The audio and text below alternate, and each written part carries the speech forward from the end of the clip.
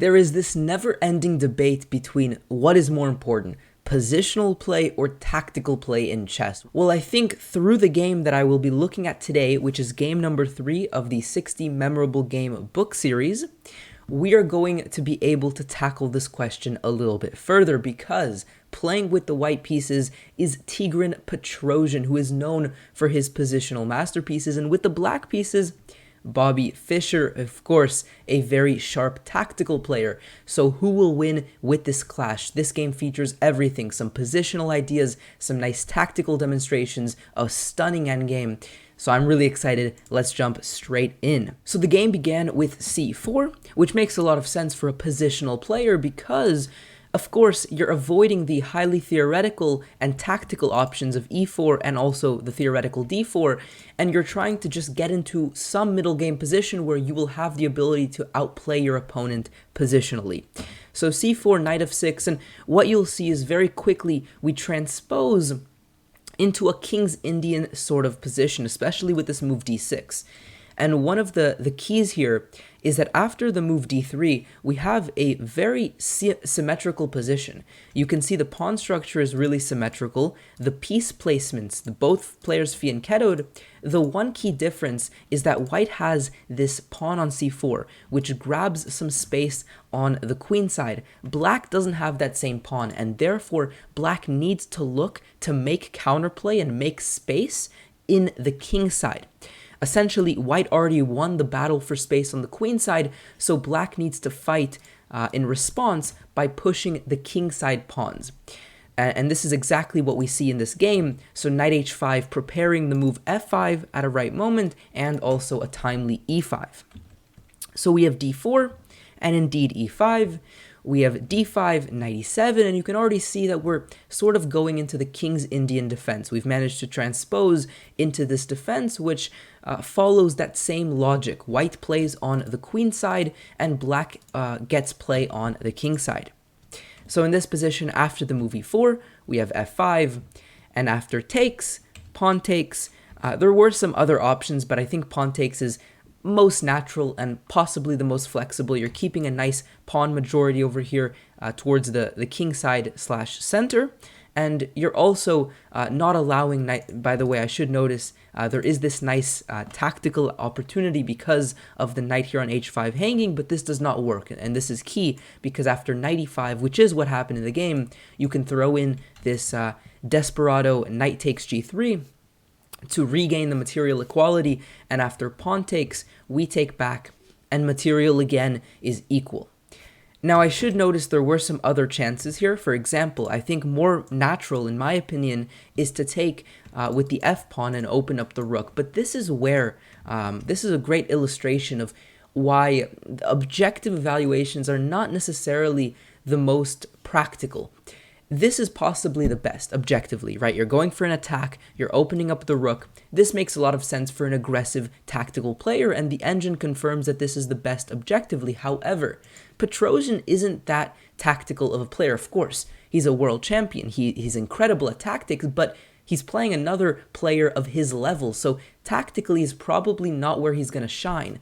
So instead of going for the objective move of f takes g3, he instead plays h takes g3 and says, maybe this is not better objectively, but practically I'm going to get exactly what I want. I'm going to play the move f4 after bishop takes f4, and now we don't have the same tactical opportunities, but notice that there's a lot of open space here. So I have the ability to maneuver my knight, to maneuver my bishop, to play in the positional style that I am known for, and this is exactly what we see. So after bishop g7 here, bishop e3, bishop d7, both players simply developing, nothing too outrageous yet.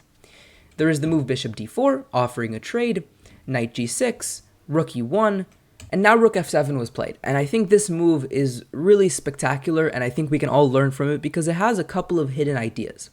The first idea is that now after bishop takes g7, we can take back with the rook instead of the king. And in some positions, if we were to have to take with the king, then queen d4 comes with check, and that could be annoying, and I'll actually show in a couple of moves why that could be annoying. So first of all, having this possibility of taking the bishop with the rook is nice. Secondly, and possibly the more important reason, is that after rook f7, we always have this idea of going rook e7. Now, why is that important? Well, the e file is the only open file on the board. And so in some way, we're going to have to seize control of this file. Now, that could be getting the queen away and then stacking a rook on e7 and a rook on e8. That could mean getting the queen to e8 and then going rook e7. It doesn't really matter which combination of major pieces seizes the control. Some of them will, and likely that means that we want a rook on e7. Again, it doesn't matter if the queen's on e8 or the other rook is on e8, a rook on e7 is going to be super helpful. And so that also is one of the reasons why rook f7 is a nice way to make this idea of rook e7 always a possibility. So rook f7, we have bishop f3, queen f8, again, looking to take control of this e-file, and after king f2, indeed, rook e8 is played. Now, first things first, bishop takes a7 is never an issue in view of b6. The bishop is trapped, and a timely rook a8 will simply pick off the bishop. So instead of this, after rook e8, there was a trade of rooks, rook takes c8, queen takes c8, and then a trade of bishops.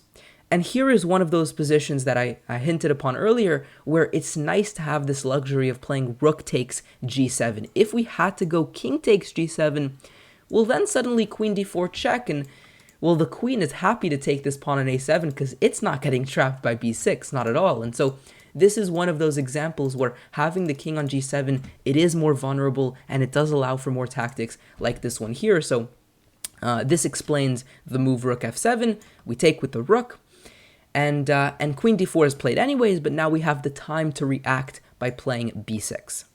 So b6, rook to h1 was played. I think this is also a nice example of some of the positional nature and style of Petrosian. I think rook e1 is more natural. At least for me, that's the one I would initially look at. But of course, you quickly dismiss this because of rook e7. And after you take and queen takes, black is the one that still has this open e-file. So Petrosian, looking past this, plays rook h1, where you're not fighting for the e-file, which, as I showed, you couldn't win either way, but now you're fighting for some play along the h-file, and you're still trying to expose this king who doesn't have the best shelter. Look at this pawn structure, it's a little ruined, and with the help of this diagonal, the rook, the bishop, Petrosian could definitely launch an attack here. So, rook h1, we have a5. The idea is to slow down this idea that white has of going b4 and c5, which is, as I mentioned earlier in the video, way earlier in the video, in the opening stage, black usually plays on the king side. Clearly that didn't happen. White usually plays on the queen side, and that could happen. So black tries to restrict this.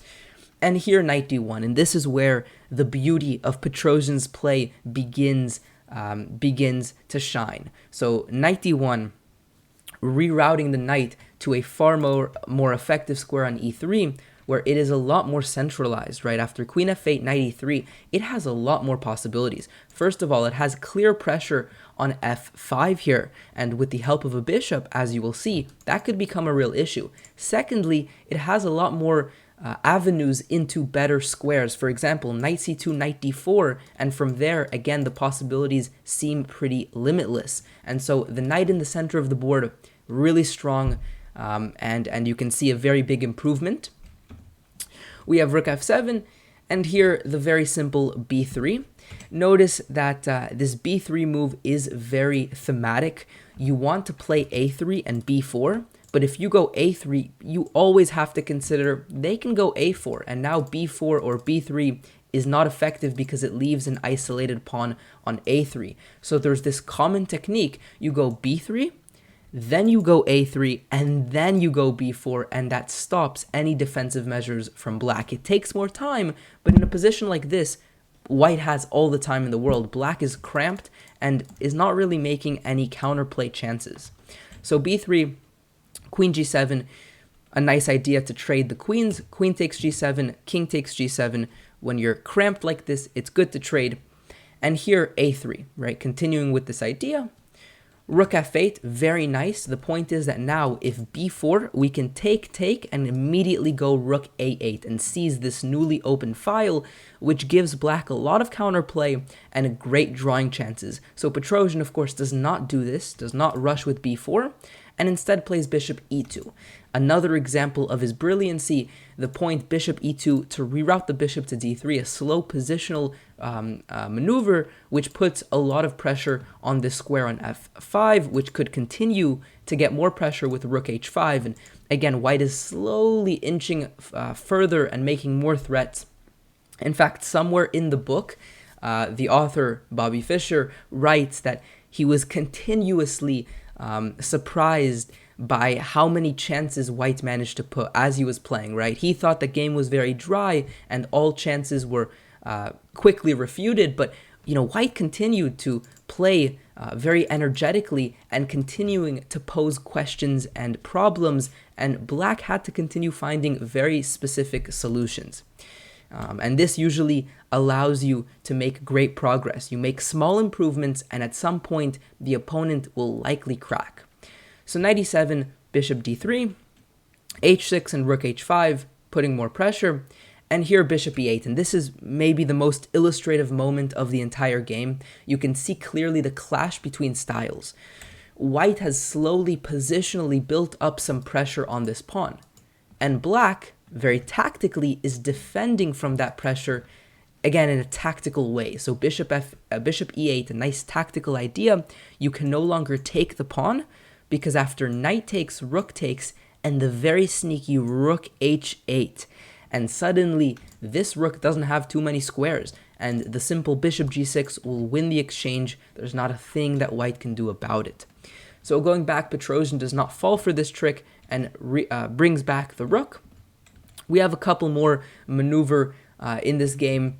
Both players shuffling. Again, Petrosian making small progress. As I mentioned, the game is never over when you're playing against Petrosian. He always manages to find ways to pose some more problems. So king to g7, bishop e2, and we continue knight to g8. Now, knight g8 is a big error here because it allows b4. And this is what I meant when I said kind of how patience usually will help you win. You make small improvements and eventually the opponent will crack. This is the moment that black cracked because now their rook is trapped. It can no longer come to the a file. So this is the exact moment that you're going to take. And again, they cannot seize that file, and we're going to be able to seize it. Notice that knight to g8 was more or less necessary. I mean, you can't just wait around. If you play a random move like king g6, white will be able to make some progress as this continuation shows, right? Rook e6, very spectacular. If you take this one, then after check, this is a position where the two pieces clearly are stronger than the rook. And so going back, knight g8, perhaps necessary, but clearly not a great move because of b4. And after knight f6, you are trying to bring the knight to brighter squares, but bishop d3, again, continuing to add pressure. You might be wondering, why can't they now take and go rook a8? Well, because simply this pawn hangs, right? So continuing to ask questions, how are you defending this pawn?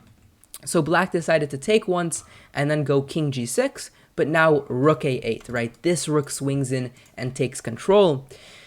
And you'll see that in a couple of moves, the rook continues to infiltrate, and we have c5, a very nice idea, sacrificing a pawn, because b takes, and you can take this pawn, you can even take it here, but it doesn't really work because of the move c6, and this pawn is going to be falling because this bishop can no longer defend it. And notice that after takes, and knight f3, you can still not take this one because of knight e5. So tactically, Petrosian is managing to make some progress on the queen side. We have a trade of minor pieces, and very quickly another trade of minor pieces. And here we go. This is the endgame that I was talking about.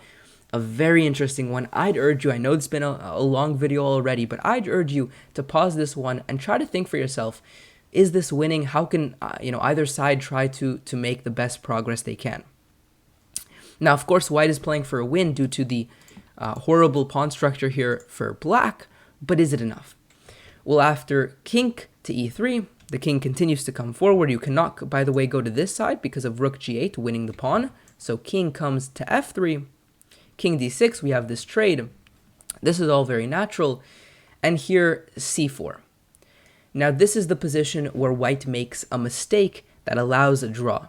White plays rook h1, which is natural, covering the first rank, but this allows a draw, as you'll see by the continuation in the game. Better was rook h7, a technique where you kind of come from behind rather than from in front. Rook h7 hitting the pawn, and after the pawn moves, well then rook d7 check is a possibility, and these pieces are very awkward in the sense that they don't have the lateral space, right? They don't have the ability for the king to kind of guide the pawn next to it.